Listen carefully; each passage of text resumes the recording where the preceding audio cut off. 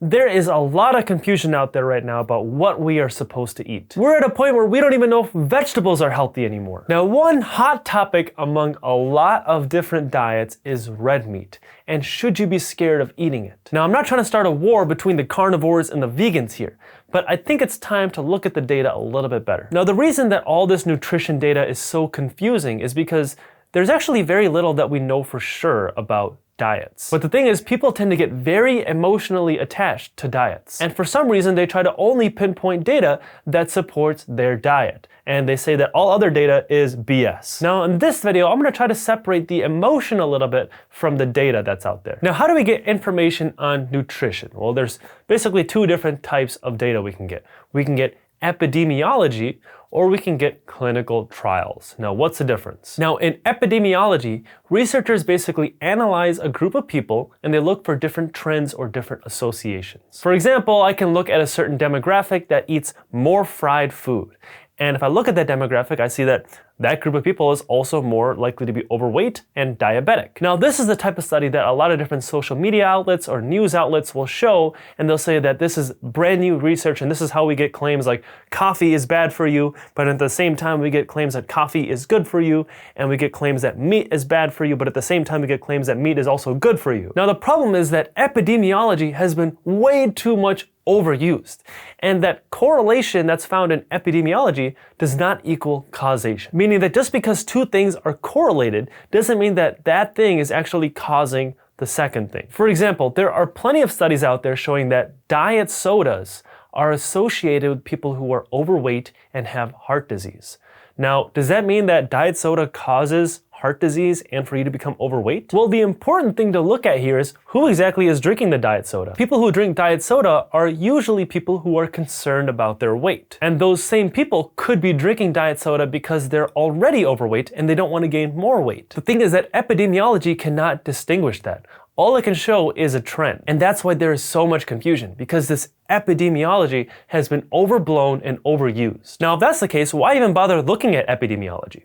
Well, there is a right and a wrong way to look at epidemiology. And some of these studies are better than others. So ideally, epidemiology should go through the Bradford-Hill test. This is basically a guy that came up with 9 specific criteria that determine if a study is good or not. Now, I'm not gonna go over them all, but I'm putting a link in the description below if you wanna kind of go over it some more. But going through this rigorous testing is very important. And I guarantee you, if all of these new studies that come out have been going through this testing, that there would be a lot less nonsense out there. But the hard thing is that we have to rely on epidemiology when it comes to humans and when it comes to their nutrition. Obviously, the best thing would be something called a randomized control trial, which is where we isolate just one variable. So for example, if I take 2 different groups and one group only eats fast food and the other group only eats non-fast food, and I start them off when they're children, and I keep that study going for 20 years. Now, that's gonna be really hard. First of all, I probably would never get approved for a study like that. Second of all, controlling that environment for that long is going to be extremely difficult, even if it was shrunken down to like 1 year. And also, controlling this type of environment would cost a lot of money. So you'd have to find someone that is able to fund this. And also, you might make mistakes. Like, what if the people that are supposed to be eating fast food actually end up not eating fast food? And at the same time, what if the people that are not supposed to be going to fast food end up going to Taco Bell without you noticing? So getting proper randomized control trials like this is really hard when it comes to nutrition in humans. So this is why we have to rely a lot on epidemiology. But next time you see some big revelation or big new news come out, make sure you look at that study a little closer and see, is it epidemiology? And if it is, you might want to look at it a little bit more skeptically. Actually, even if it's a controlled trial, there could be some problems with it, and I'm not going to get into all that in this video, but regardless, you should be looking at it a little closer. But for something to be significant in epidemiology, it has to have a pretty strong association. You can't just have a very small association between 2 different things and say that one thing causes another. It has to be something that's so significant. Now, the other thing is, it has to be able to be repeated across all different studies. For example, we all know that exercise is good for you and that smoking is bad for you.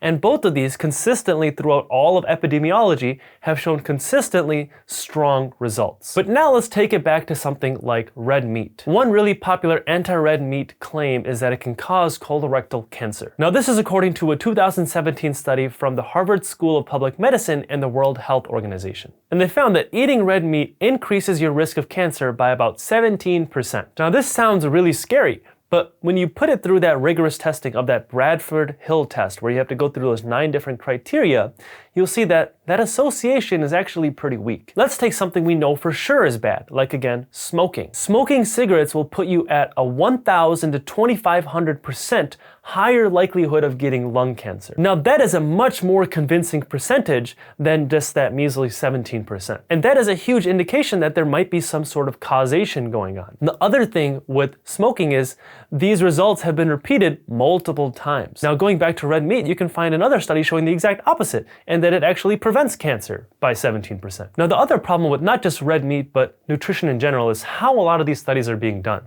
A lot of these studies are simply asking people a survey and having them evaluate their diet for like the last year. Now imagine if someone handed you a survey and asked you to recall your whole diet for the last year. Now for me, I can barely remember what I ate yesterday, so I can hardly tell you what I would put for the last year that I've been eating. Now how do you expect that to be accurate? Now that being said, should you be scared of red meat? Well, our ancestors were opportunistic omnivores, meaning they ate both plants and meat out of necessity. So I think that it's probably safe to eat both meat and plants. And for me, having a 17% risk of colon cancer is so low, now that we know what we know about epidemiology, that it's just not significant. Now I also did find some randomized control trials on red meat. So this study from the American Heart Association is a meta-analysis of randomized control trials. Basically, that means it's a compilation of a bunch of different randomized control trials, and they looked at them all in this study. And they were looking at eating red meat on your cardiovascular risk factors. Basically, what the results found is there's a lot of different inconsistencies. What the study found is there were no significant differences between red meat and all comparison diets combined for changes in blood concentrations of total, low-density lipoprotein, or high-density lipoprotein cholesterol, apolipoproteins A1 and B, or blood pressure. In other words, their blood panels were really not different, and also the blood pressure in the people that ate meat, specifically red meat, versus the people that did not eat red meat, really wasn't different. What the study did note is when they substitute red meat with plant proteins, this leads to a more favorable change in blood lipids and lipoproteins. Now, how significant is that change? Well, the study also noted that the magnitude of the difference between the meat and the comparison diets is small. So to me, I just think that there's other things that I should be stressing out rather than how much red meat I'm eating. Now let's look at another study that I found. So this is another meta-analysis of randomized controlled trials, and they were looking at eating red meat on glycemic control and inflammatory biomarkers. What they found is total red meat consumption, or the amount of red meat that you're eating, for up to 16 weeks does not affect changes in biomarkers of glycemic control or inflammation for adults free of but at risk for cardiometabolic disease. So basically, people who are at risk for heart or metabolic diseases did not have any change in their markers whether or not they were eating more or less red meat. So in my opinion, should you be scared of red meat?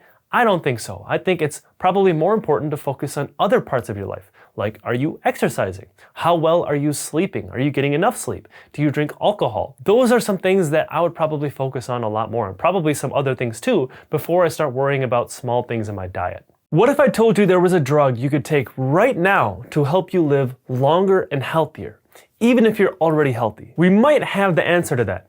It's a drug called rapamycin. So rapamycin comes from an island in Chile called Easter Island. And just to give you some background, there is a volcano there that is believed